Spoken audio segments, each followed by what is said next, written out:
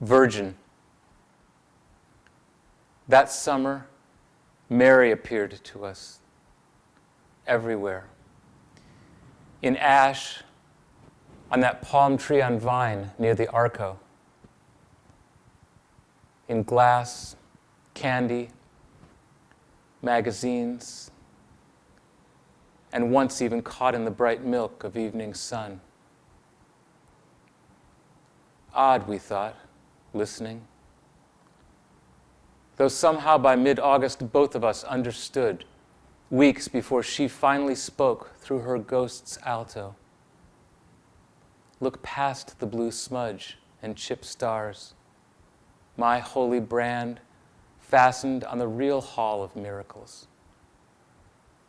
Climb through, erasing me. Walk of fame. We will walk across the stars tonight, the two of us. The sidewalk where the names of stars are hammered in cement, as if the sheer weight of each letter forced the words from space. The night sky watched them tumble. As we step onto the walk, we think of tombstones. Stone, a prison for the text cut in the face of it. Earth, a prison for the stars who spend their hard years on the ladder, on the steep climb back. Those tiny suns are flash cubes melting. Smile, that's ice white, neon, the long-awaited shining. Solar.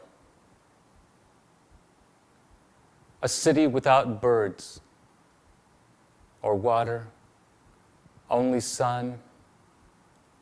Dunes abut the 405. On one, a palm is whipping gusts of heated wind. Here is where we live, in the corridor of brilliant never-endings, among the chronic well, shifting slightly in her deck chair so her thighs would stain an even blanched pecan. She pursed the lacquered halves of rosebud that a drinking straw was hung from. A command to chilled tequila in her salted glass to make the high, slow climb inside the lime green plastic stem whose end she pointed at the back of her tongue, down through miles of unlit tunnel in the sparkling, buttered palace of her flesh. How does watching pleasure feel from just above your life? Candles. I can see this now. The Wax Museum in Hollywood will remain intact even when for blocks around it, concrete has been rattled till it's sand. It will not collapse in greasy lakes from rain. The owner said repeatedly he will not sell the building or the figures in it. It was built so we could burn it. So the ghost parade, our crude attempts to replicate the merely famous, will sparkle when we light them. Kneeling, praying, save me, to their twins, the merely human.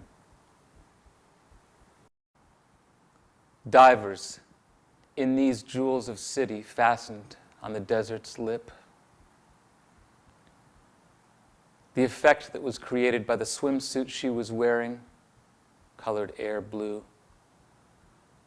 was of polished copper fractions of her, hovering near a missing center, inches from the surface of a high board, bleached, a fluttering tongue, but mute unless you watched the resonance in the glittering pane of water dug below it into hills above the San Fernando Valley.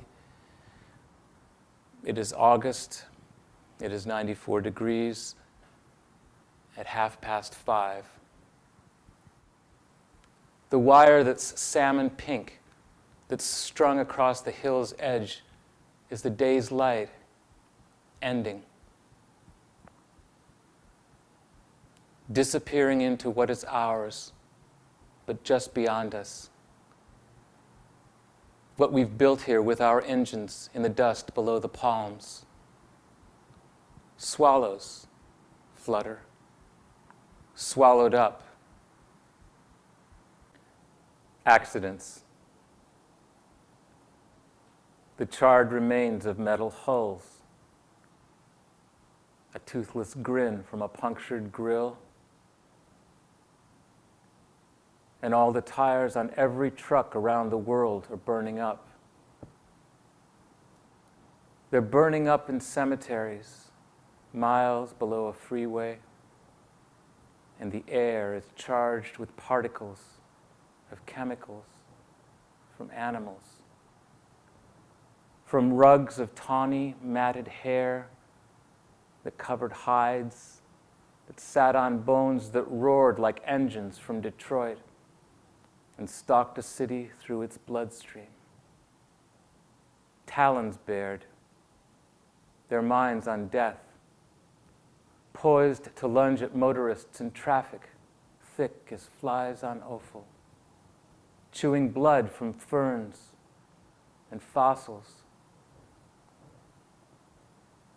And what we're calling accidents are really mad percussive brawls where jungle fighters sink their teeth in muscles fueled by quarts of oil and shake their prey like baby rattles, inches from the asphalt floor of a coliseum built with skulls and extra ribs from passengers on speeding dreams and scraps of thought whose reckless meeting issues sparks that shoot a mile into the sky like Roman candles in July and coat the town with ash in flakes in a recreation of Pompeii.